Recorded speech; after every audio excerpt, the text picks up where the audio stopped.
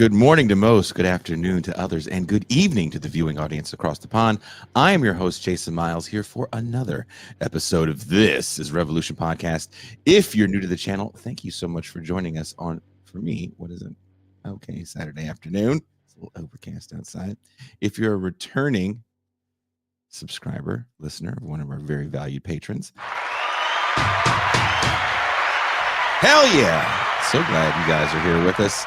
All that being said, TIR is a listener-supported labor of love, and we can't do this without y'all. So if you enjoy what we do here on TIR and have the means and feel so inclined, become a patron for as little as $3 a month or $30 for the year. You can not only make sure we stay on air, but you can access champagne rooms, patron-only call-in shows, and more, like discounts on live events and these impromptu movie nights that I can do now. Oh, yes. We are going to watch a lot more ridiculous cinema. I'm thinking about doing something Sunday. So if you guys are down to watch another ridiculous movie with me, I don't know if it will be as good as Deadly Force, starring Stoney Cooper, but it'll be close to it. I think at the end of Thursday, I mentioned some titles. Some people had some requests on what they wanted, so I have something in mind. If I can finish writing this thing for Ben Burgess, then definitely I will. We'll do movie night Sunday. We'll do movie night. Let's do it. But now, let's talk about Los Angeles post-fire recovery. In recent months, Los Angeles has endured some of its most destructive wildfires in memory, devastating neighborhoods from the affluent Pacific Palisades to the more working-class community of Altadena. Despite emergency measures like rent gouging bans, expedited permits, and prefab shelters, city and state recovery plans have largely ignored this decisive solution to LA's deepening housing crisis: large-scale public housing. Instead of relying on piecemeal private sector fixes, Los Angeles could take its cue from Singapore's post-1961 Bukit Ho Swee fire response. After a single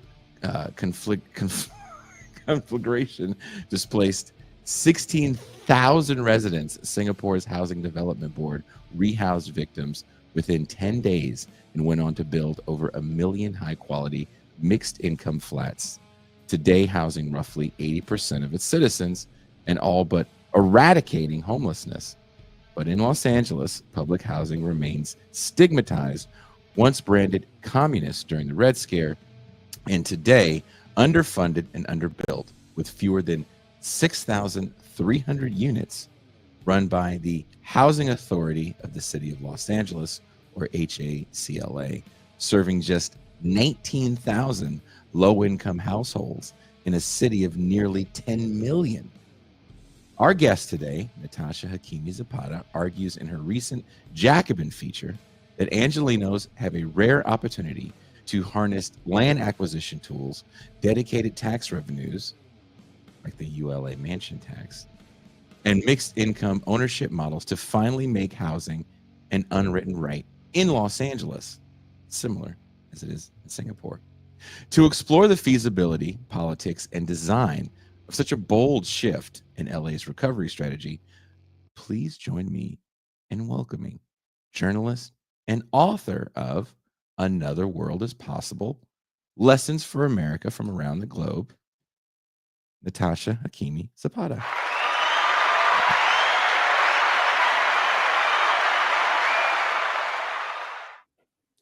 Hi, Jason. Thanks for having me. Thank you for coming on the show. Now, I do want to say that your piece in Jacobin is pretty much almost like an excerpt of a small excerpt of the third chapter of your book, which is about housing. And, you know, again, if you guys want to read the Jacobin article, there is links in the description to the article. I don't remember if I put a link to the book, but I will put a link to to the book in the chat, definitely. And you came on the show to talk about the book 2-3 months I ago. did. Yeah, around just before it came out. So probably end of January, early February. Wow, was that long ago? Um, maybe because I see you on social media everywhere. You're always doing talk, so you're just a woman about town. Now, in the book, you went to all these destinations across the globe. How many countries did you go to again? So I went to 10 in total, if you count the UK where I live now. And I was essentially looking for really great examples of policies that have been in effect for at least about 10 years and that are working, that are successful, and that are helping address inequality and actually make people's lives better, and thinking about how we can learn from them in the US. And Singapore, kind of a complicated country. When I wrote the thumbnail for the show, some people sent some like, Singapore. Didn't they cane that guy? Are you old enough to remember the caning? What year was it? Oh God, 94, 95? Sorry, I won't say my age, but I was so Singapore is a complicated example, but it was really important for me to include it because part of what happens in the States is that whenever you talk about these really great examples that in the US we would consider sort of left wing or socialist even, there's always this pushback that's like, oh, well, that's Scandinavia or that's Europe. And I wanted to provide this example of a country that by no means is left wing, right? And but that can't really be considered socialist.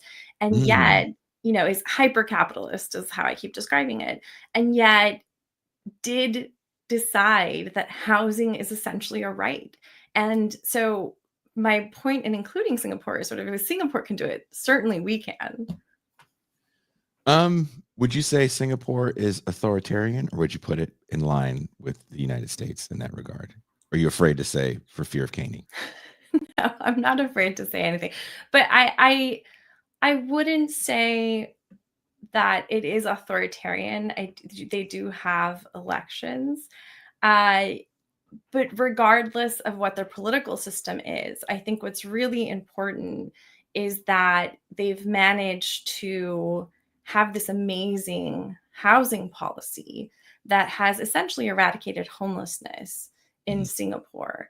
And again, this is a place that's so hyper capitalist that even schools, they don't really have public schools the way that we do even in the States, where you don't have to pay to send your child to school, to a public school. They have fee charging schools everywhere. And so there really is this ethos of pick yourself up by your own bootstraps that's even stronger there than it is in the US.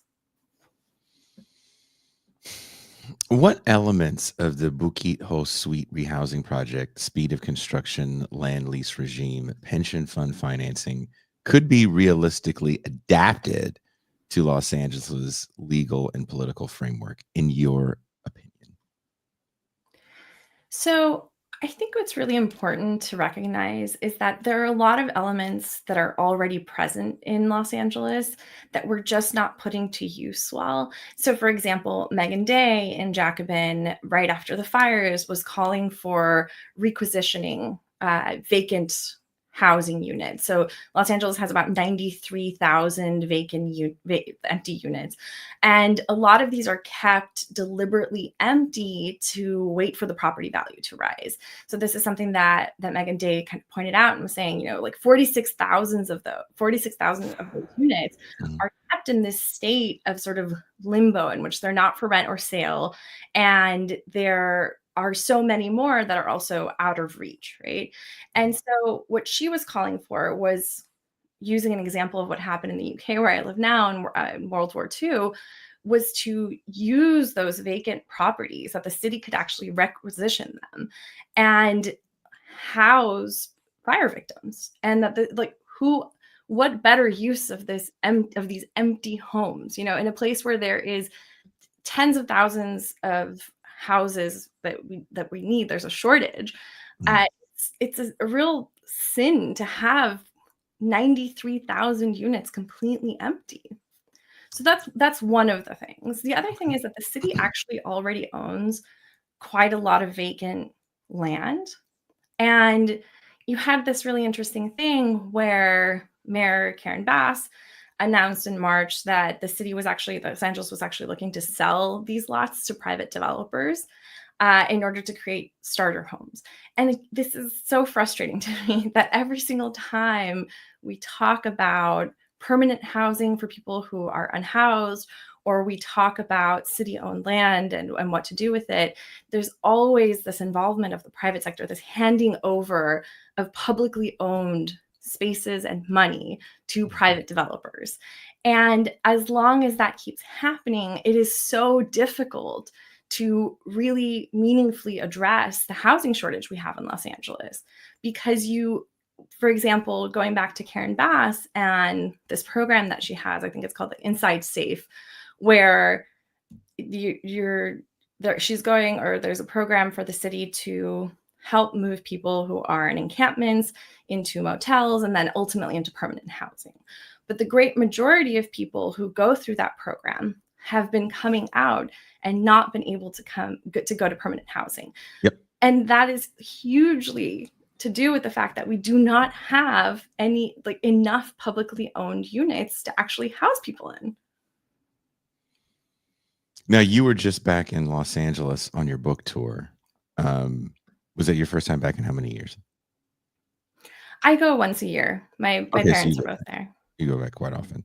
Did you get to go to downtown at all and see what it looked like? I did, and, I've noticed, especially after the pandemic, that there are more and more encampments. To be fair, there were less this time, but I don't think that that's a sign that the housing crisis is actually Well, being that's the addressed. law, right? We have to. You can clear them out. Yeah. Right, and Gavin Newsom this week came out and further criminalized these encampments, right? And my question is always, where are people going to go? What exactly are they expecting people to do when housing is so absolutely chronically unaffordable in Los Angeles?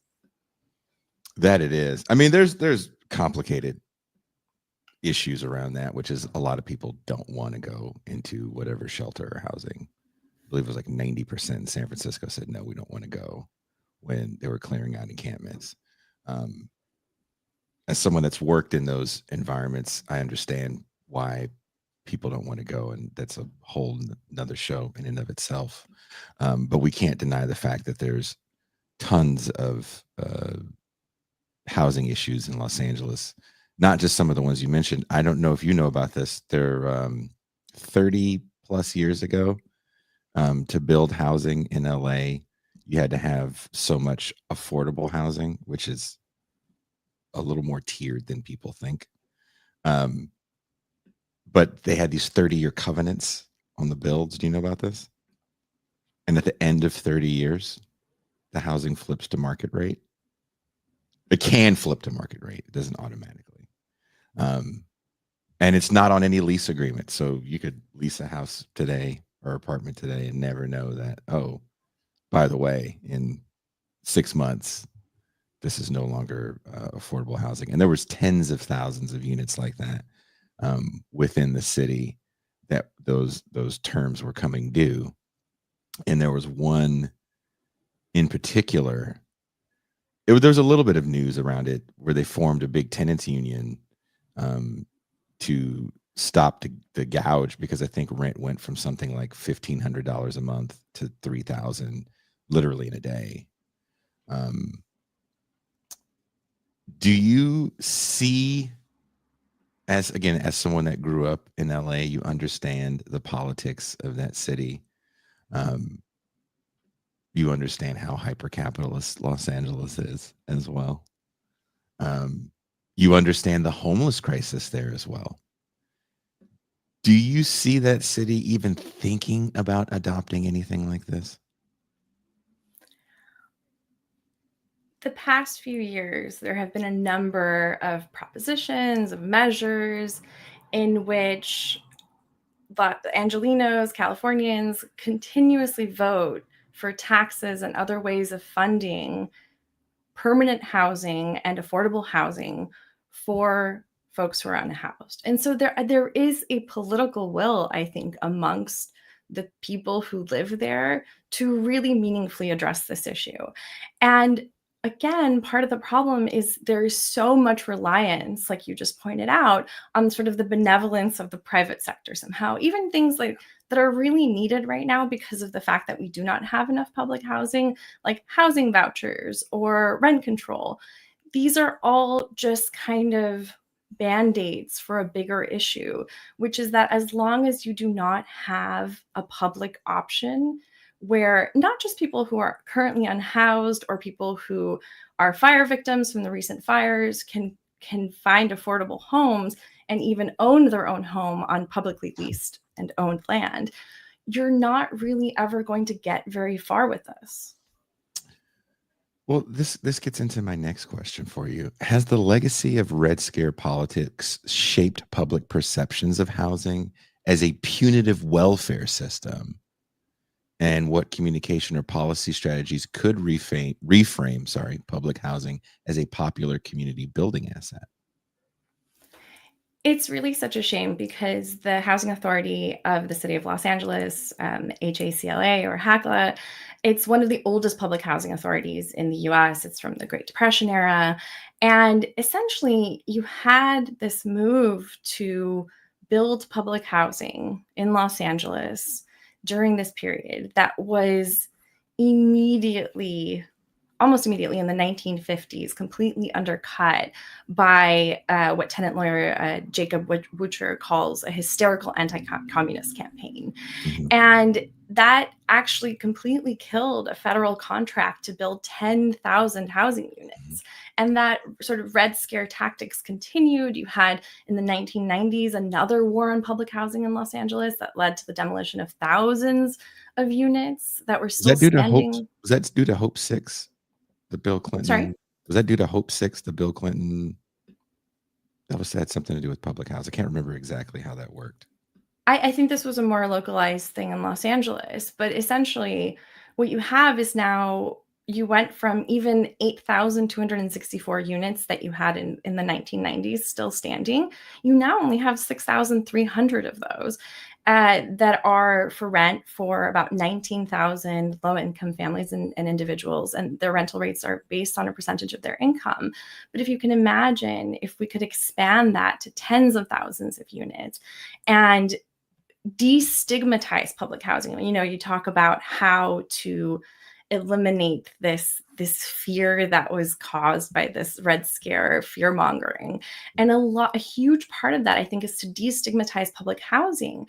And the way that was done in Singapore I think is really instructive in that it was made mixed income so that everyone in Singaporean society felt like public housing was for them. I talked to so many people there that were just like, I don't know what's so remarkable about this. There's nothing wrong with living in public housing. We all live in public housing. And I want to have those conversations in Los Angeles. I want to talk to people of all backgrounds that live in public housing and are proud to live in public housing. But isn't that the thing, though? We did such a great job in this country over the last 80 years, especially in the heyday of television, to paint public housing as a Black problem and a poor problem that can't be fixed because of a culture of poverty within the people, that they just destroy the cheap crap that you give them. And what say you? And if you don't have an opinion on this is fine. I'm sure I don't remember if I sent you the questions beforehand. So I am not a fan of tiny homes. I think tiny homes are extremely condescending. As a person that has lived literally in a van, right? I think there's something. Oh wow, you live in a hood, huh? Somebody lives in Brixton.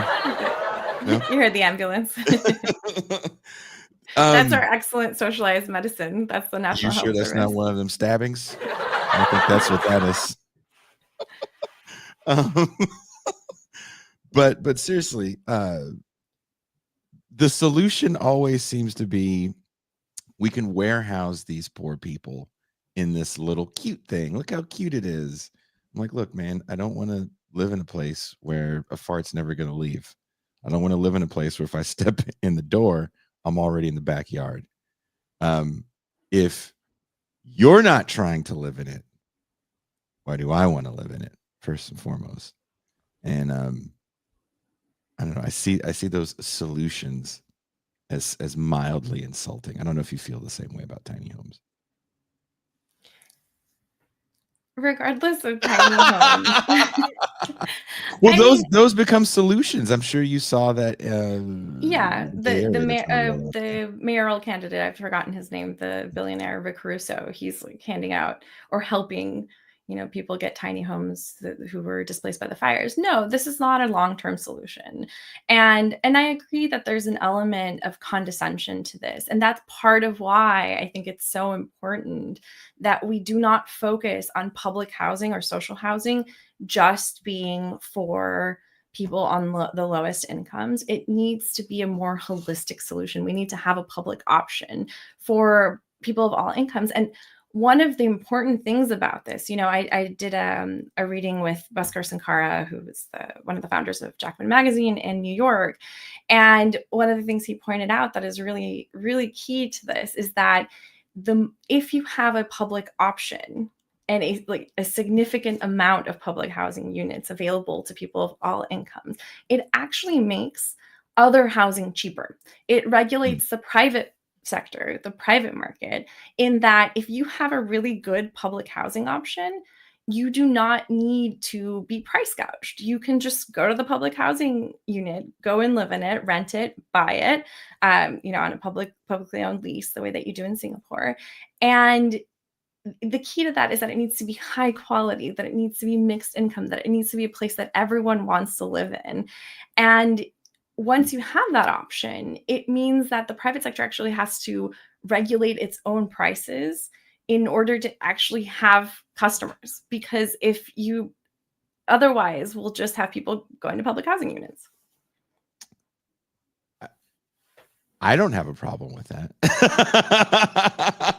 But this is what happens in Singapore. Again, I talked to so many people who can afford to buy a private condo. There are private options in Singapore. And yet they look at the public housing units, the HDB units, and they say, well, this is a better deal for me. This is high quality. It's a more affordable price. It's based on real incomes. And I know that long term, this is going to be a better shelter for me and a better investment for me.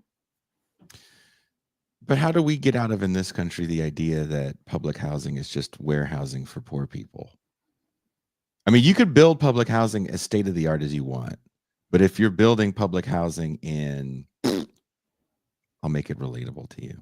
If you're building public housing in Watts, are people from the Valley really going to want to move to Watts for quote unquote better public housing, better housing in general, because the rents are better? So that's the thing as well, is that with more holistic urban planning, you need to diversify neighborhoods as well. And so, in the UK, what we have, like in London, the remnants of what was once a great public housing program, and now, since the 1980s and Thatcher and neoliberalism has been slowly dismantled, but it is still the case that in every single neighborhood that you go to in London, no matter how wealthy the average resident is, you have public housing buildings.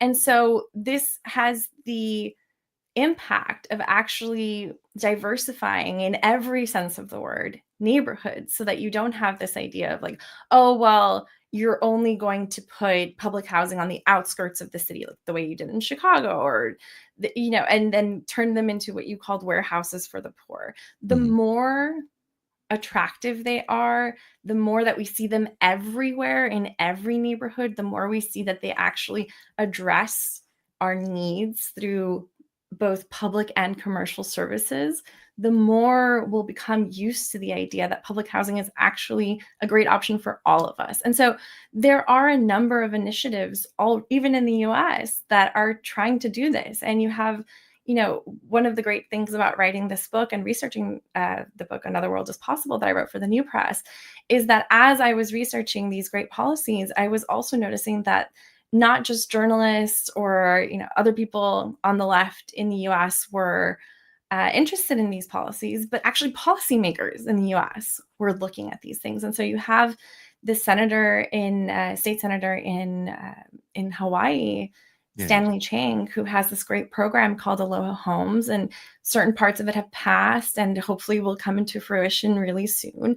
And so he has these plans for mixed rental, owner-occupied homes developments on publicly owned land that's leased, and that's all the prices are based on the area median income. They're near public transportation. They have all of these public and commercial services planned, and a way that this is directly built on the Singaporean model as well. He's taken 2 delegations to Singapore and also to Vienna in Austria, which has a very different model but is also very effective.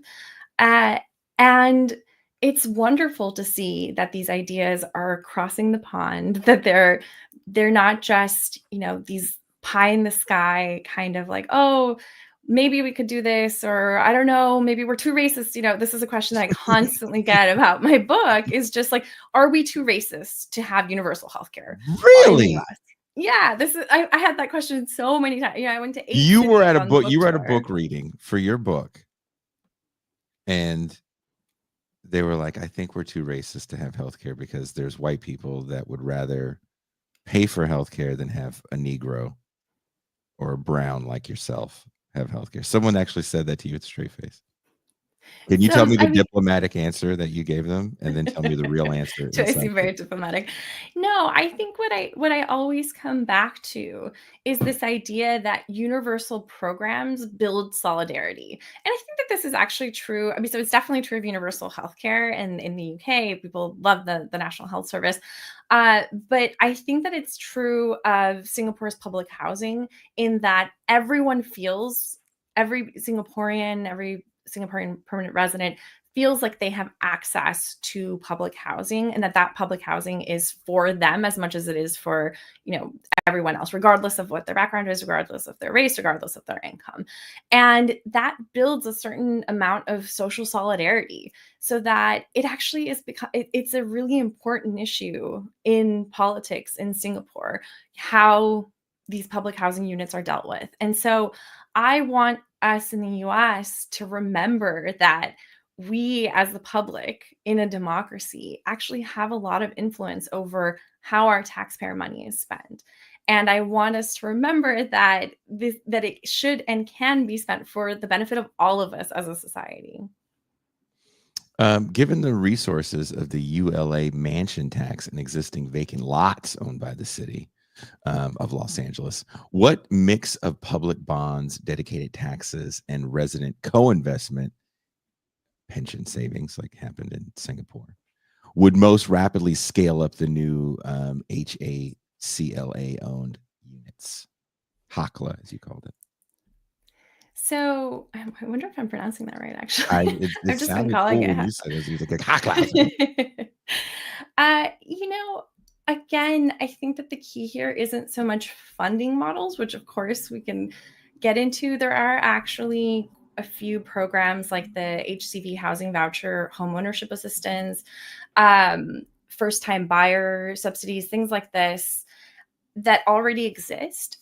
For me, the bigger issue is this constant delegation of this issue to the private sector. As long as we do not have public ownership over the land and or the units, or ideally a mix of both, you're going to continue to have this problem, because just as I pointed out earlier with Karen Bass's Inside Safe program. Okay, so you go to temporary housing, which, like you said, a lot of people do not want to go into shelters. Okay, you go into a motel. A motel is not a great place to live for a long time, also incredibly expensive to keep paying for motel rooms. But then there is no permanent housing options, because you have to then negotiate with a bunch of private landlords in order to actually get people to, into homes.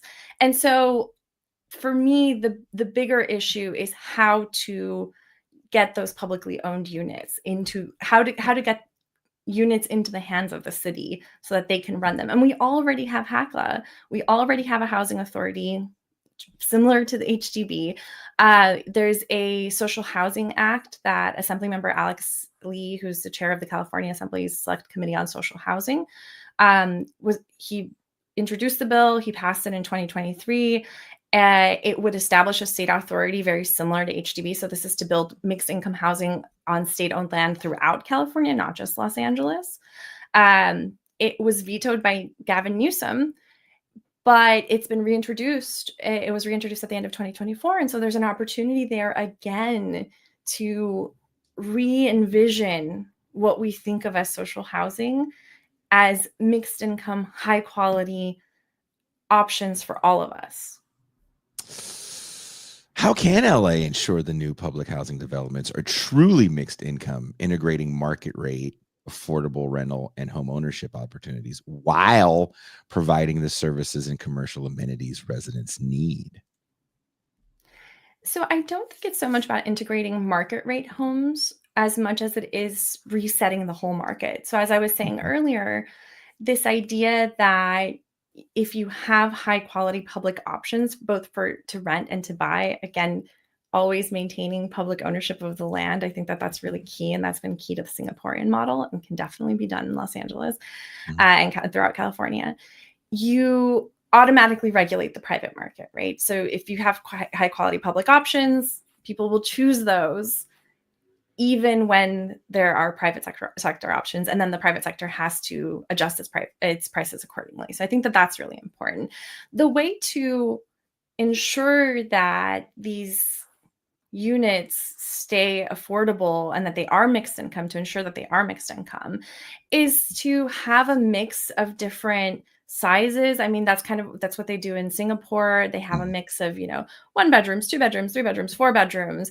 And depending on different, they're all priced according to the size as well. And there used to be income scales. Now there's an income ceiling. So if you earn over a certain amount, you can't buy a housing unit that is too small, for example. So you're leaving the 1-bedroom apartments for people who need 1 bedrooms because they can't afford anything bigger. And that, again, will slowly ensure that it remains mixed income. How do you feel about the mayoral reign of Karen Bass so far? Or are you going to use the fact that you live in the UK now to not have an opinion? I think it's been a mixed bag.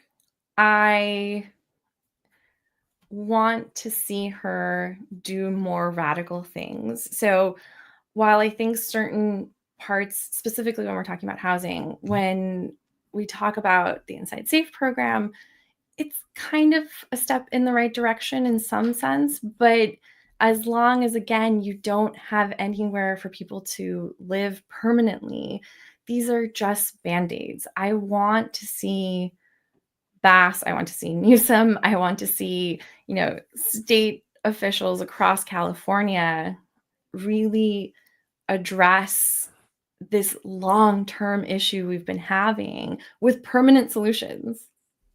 Do you think that there is a fear of Silicon Valley capital truly evacuating the state and losing a massive tax base so they capitulate to the whims of these massive donors?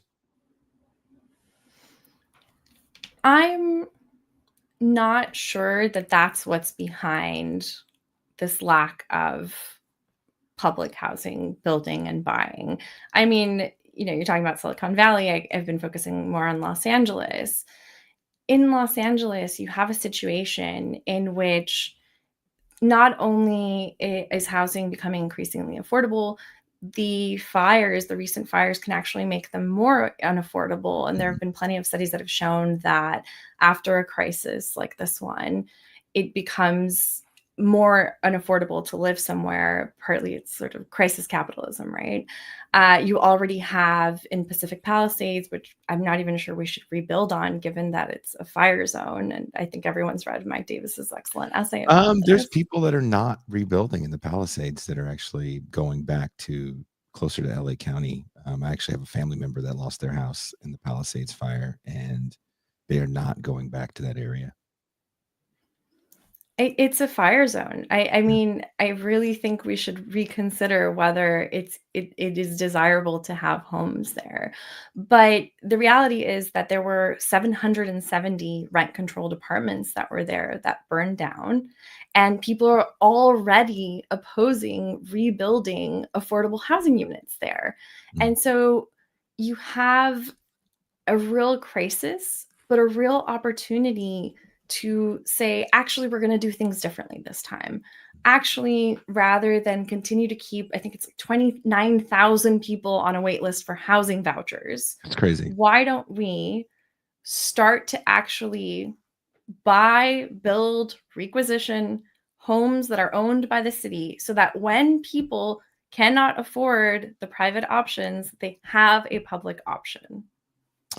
I don't know if you remember, God, it had to be like 5 or 6 years ago. There was an organization in Oakland called Moms for Housing, and they had found that there were all these privately owned, corporate privately owned units throughout Oakland, and they had commandeered one. And in kind of the hostile takeover of this vacant unit, it got a lot of positive press. I want to say this is around the time of the shelter in place, or maybe right after. I can't remember. Maybe right before. And the corporation that owned it had called the police about it. And at like 6 in the morning, it was some ridiculous time. They came with the like battering ram tank to pull these women out of that. It was like women and their kids. It was pretty bad. But the press was so bad that they capitulated to the demands. Around the same time, Caltrans owns a series of houses throughout Southern California. They were going to build a freeway corridor that never happened, but they still own the property. And a similar organization, I want to say there was a bad storm some years ago. For those that don't know, if you're from California and it rains, we can't handle it. We just can't. We can't drive. I've seen schools shut down because of rain. We don't It used to be do. an excuse. 'Cause I went to college in Los Angeles, and I remember it was an excuse to like not go to my internship at Oh, college you're not because gonna it's do raining. anything when it rains, right? You get The concert. streets were totally flooded. Yeah, like, oh, John Lennon came back from the dead. He's gonna do a concert at the Greek. It's raining though. Guess we have to miss it. Well, someone will stream it. Sorry to shit on California so bad, but those people, I believe it was a group of women as well, different organization, actually got arrested. And there hasn't been much talk about that since. I don't know what the city or Caltrans ended up doing with that land or those places. But they did kind of violently evict those people out of there that were just trying to get shelter.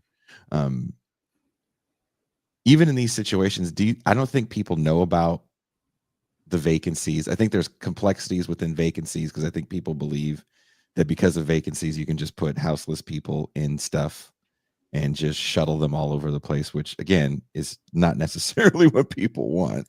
No, and I mean, one of the things with Singapore, again, if you look at the example of the Bukit Ho Swee fire, is that they rehoused people within their communities. So not just together at the time that they needed temporary housing, but actually later on, they moved people back into the housing that they built in the Bukit Ho Swee area. So this is important, obviously, to keep communities together.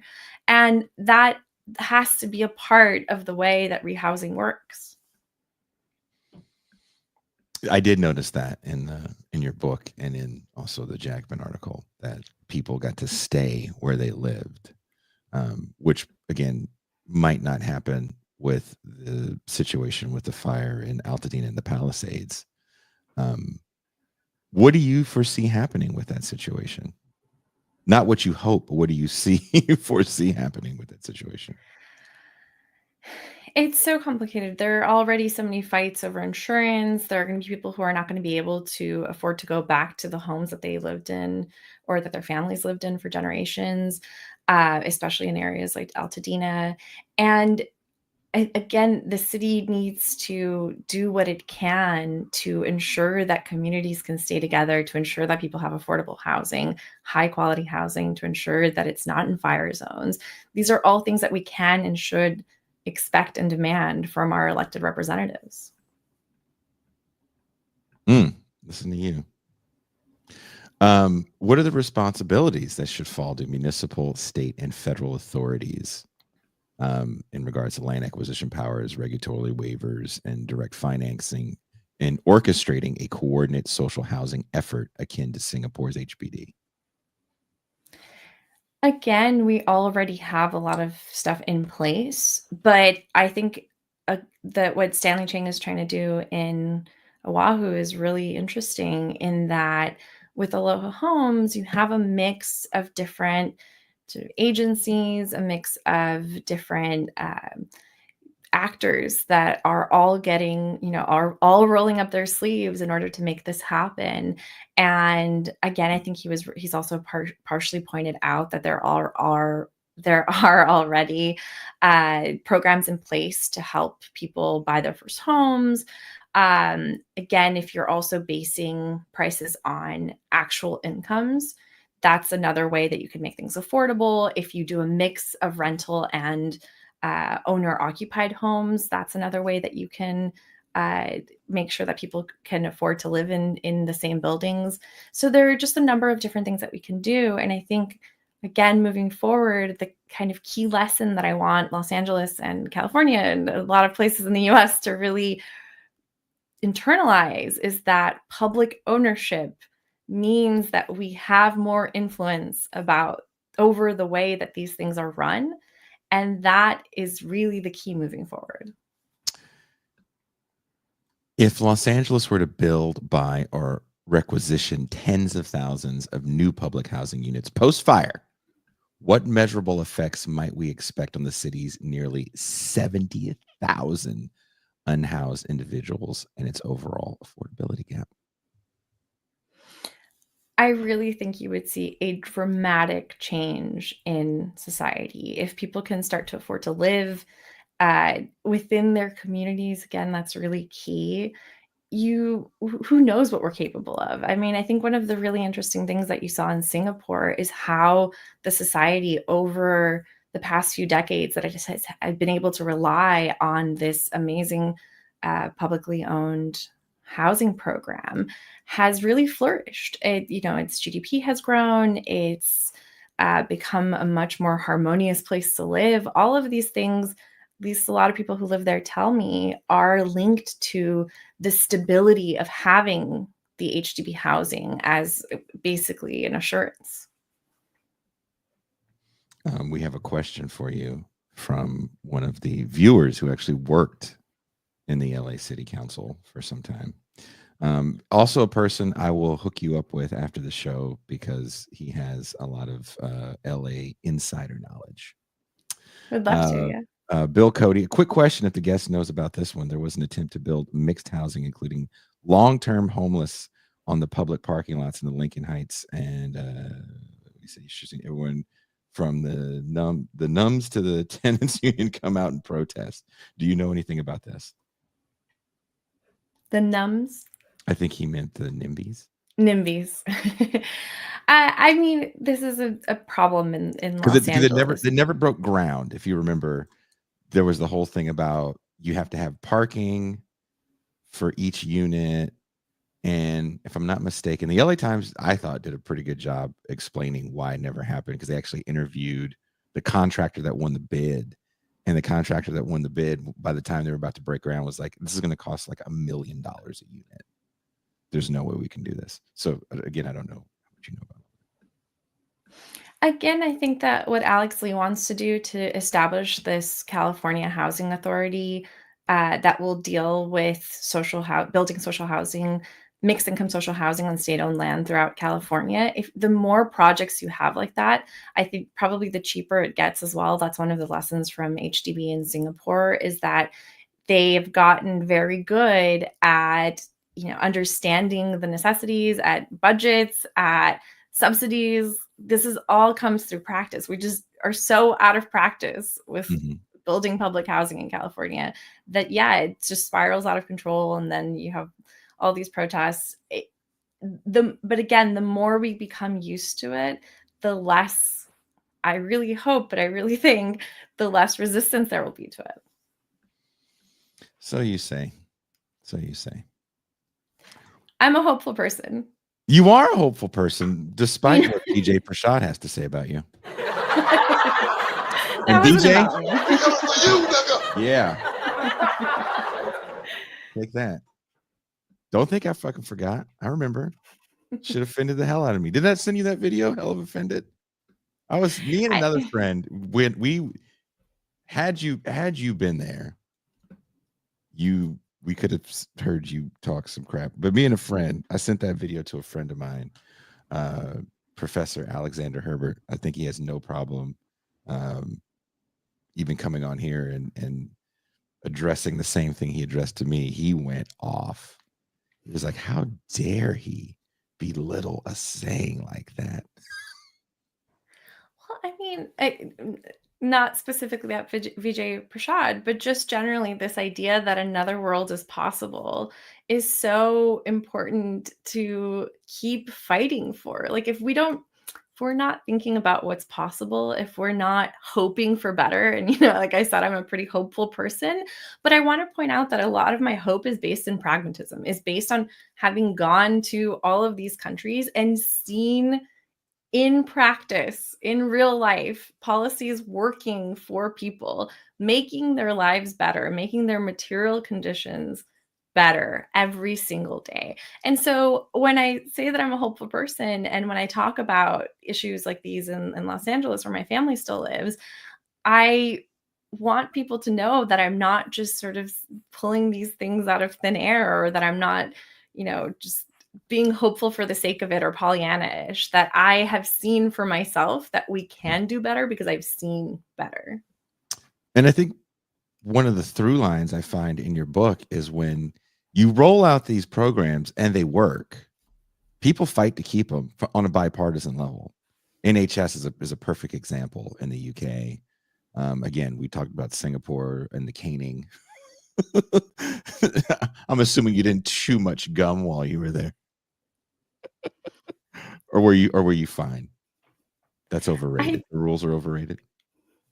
I haven't lived in Singapore, but talking to residents there and talking to them about housing, especially, what I was really fascinated by is, again, this idea that no one finds it unusual that the state has decided that this is important. It's like a no-brainer that housing, that shelter should be a right.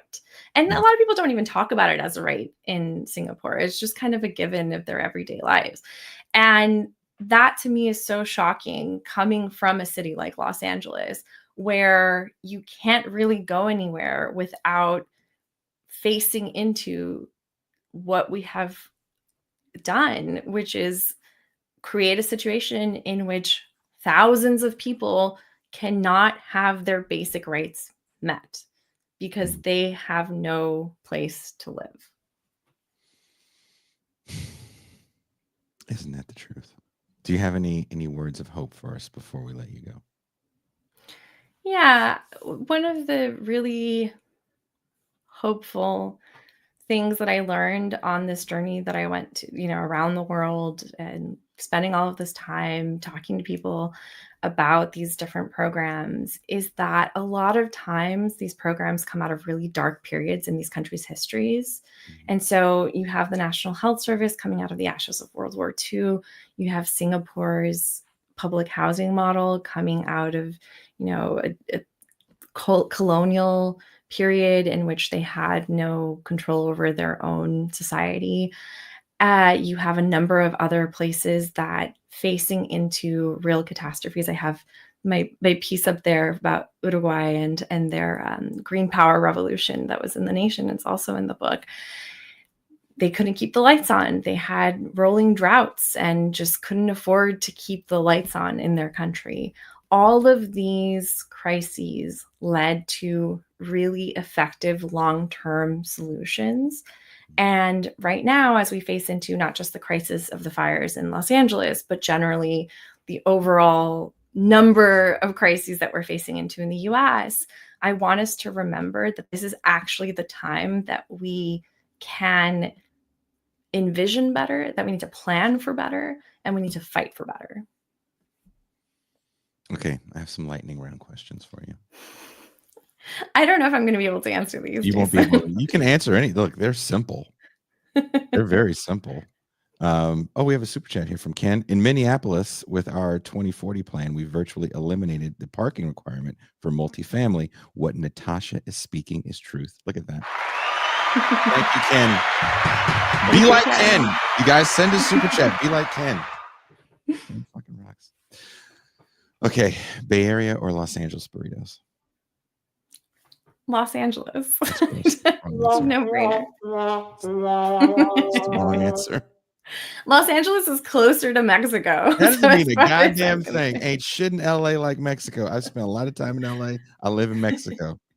The Mexicans here are way better. Shout out to Mexicans in Mexico. I also want to point out that I partially grew up in Mexico City, so I know. And this is how we feel about the Mexicans in SoCal. You know, you guys are this much racist. Just this much racist. Yes, they are. Yes, they are. It's okay. It's okay. Austrian or Singapore public housing? I like both for different reasons. Okay, Austria, why? I'm writing a follow-up to this book. So these were nationwide policies. I'm going to write about city policies soon. And I will, spoiler alert, be looking at Vienna. And okay, so you can't tell me why. Okay, NHS or United Healthcare? NHS. NHS obviously. all day? All day. Jacobin or Damage Magazine? I haven't read Damage Magazine. So Oh, I'm sorry. Wow. It's fucked up, man. Seasons or California's Perpetual Sunshine? Seasons. Really? Those Yeah. limey bastards converted you. I think that there is and I love Los Angeles. Please, Angelinos, don't evict me from Los Angeles. It's too late now. I think that there is there's a better understanding of time passing when you have seasons. When I'm in Los Angeles, it feels like I'll never grow old. It just it's every like single Peter day Pan Town. Yeah. Oh, who wants to have seasons? Oh, look at the leaves change. Oh, fuck your leaves. I don't even have that many seasons. I live in London. It's mostly just like rainy. Gloom. As I was telling you before we got on this, it's the sunniest spring. We've had more sun this spring than we had in all of summer last year, and I'm loving having some sun here. So, but it feels like a season. It was cold, it was rainy, gray. Now we have some sun, something to celebrate. Snow, under or overrated? I love snow. I grew up in Chicago. It's even grosser. Okay, so here's another question. Deep dish pizza or New York style? Deep dish. Oh, yes, she got one right. She got one right. From Chicago. Again, I'm going to get evicted from Chicago. You got one right. I actually prefer I love deep dish pizza, and people are like, well, it's fine, just don't call it pizza. I'm like, fuck off. Like, why do you care that much? See the chat. See people. Most of what we have in the States that we call pizza, my Italian friends wouldn't call pizza. So I think we can call it whatever we want. You can call it whatever we want. Deep dish. There's a new thing when I was in the Bay. They called it, what was it called? Detroit style. Have you been seeing that? Did you see that? There's a Detroit style pizza place in London. There's not a Chicago style. It's pretty similar. I think It in is, but Chicago. it's just like a thicker thing. London has a Detroit style pizza. Yeah. Word. Is Hmm. it any good? I haven't tried it. Well, since you shit on the seasons, next time you go to California, they're gonna put pork and beans in that fucking burrito of yours. You can enjoy that. Heinz, straight out the can for you. I miss Mexican food so much. Even Mexican food in Los Angeles. Not in the Bay. I don't really go to the Bay. Do not eat Mexican food where you are now, because I did, and that was stupid. That was really stupid. It is. I think I said this last time, but I have to treat it like a different thing. I Yeah. have to pretend that it's from this country that isn't Mexico, and then I can eat it. You just go to, was it Nando's? Nando's, yeah. This is as close as you're gonna get. They still have those, right? It's still like a big Yeah. But Nando's is like peri peri chicken, I think it's supposed to be Portuguese. Yeah, it's all Portuguese. It's as close as you're gonna get. Just that's It's just nothing like Mexican food. like I said, it's as close as you're gonna get. I live also lived here. I have to say, so I lived in Spain and I lived in Portugal, and one of the big things I appreciated about living in Portugal is I can ask for piri piri sauce everywhere I go. Like, people understand spice, they understand hot sauce. When I lived in Spain, everyone was just like, "You want what? What is that? Chilies? No. Why are you trying to ruin your food?" I'm like, it adds texture. And you can't even make hot sauce there because you can't really get the ingredients for Yeah. proper hot sauce. Does your family have to like send you hard-boiled chilies and stuff in the mail? I get like Tajín or Valentina. Do you really? Every time I go home. Now you got to pay attention. Now you have to smuggle it because of these tariffs. Apparently, yeah, I used to have like a little thing of hot sauce in my purse. Apparently, this is something Hillary Clinton said. I completely missed this. But I did not do it because of Hillary Clinton. I'll say that much. You didn't know you were that ghetto? Damn. See, now you're not going to be in Jacobin anymore that you admitted that. You're sorry, Natasha. We heard about the hot sauce.